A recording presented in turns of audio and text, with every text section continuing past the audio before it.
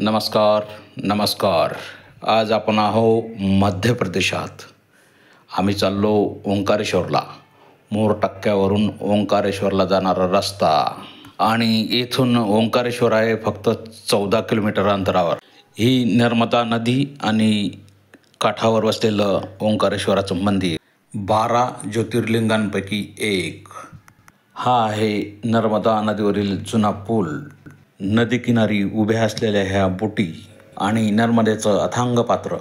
ओंकारेश्वर जवळ नर्मदा नदीचं पात्र हे ओमच्या आकारचं आहे, म्हणून या देवस्थानाचं नाव ओंकारेश्वर असं पडलेलं आहे. खंडवा जिल्ह्यात मांधाता बेटावर आणि नर्मदेच्या काठावर हे मंदिर आहे. नर्मदेचं अथांग पात्र आणि त्यात हा गडी म्हणते सबस्क्राईब करा. तर मग करून टाका सबस्क्राईब. आम्ही बसलो बोटीत. तुम्ही व्हिडिओ पाहत राहा. ओंकारेश्वरला आल्यावर बोटीत बसायचा आनंद तर घ्यावाच लागेल. जर नाही बसलं तर सोबतचे काय म्हणतील आपल्याला. तसंही पाण्यातली मजा काही अलगच असते.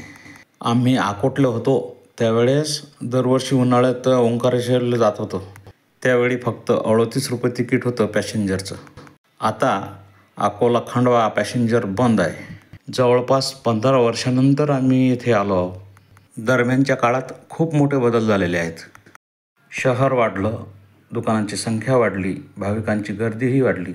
दर्शन करून आम्ही पोहोचलो आता झुलत्या पुलावर. ओंकारेश्वर आणि ममलेश्वर या मंदिरांना जोडणारा हा झुलता पूल ममलेश्वरी झुला म्हणून ओळखला जातो.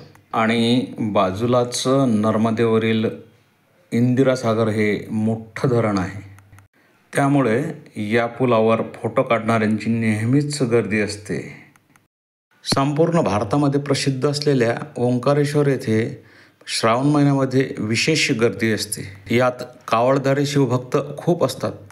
खंडवा ते इंदोर मार्गावर सनावद आणि मोरटक्का येथून ओंकारेश्वरला जाता येते. तुम्ही इथे येण्यापूर्वी व्हिडिओला लाईक करा, शेअर करा.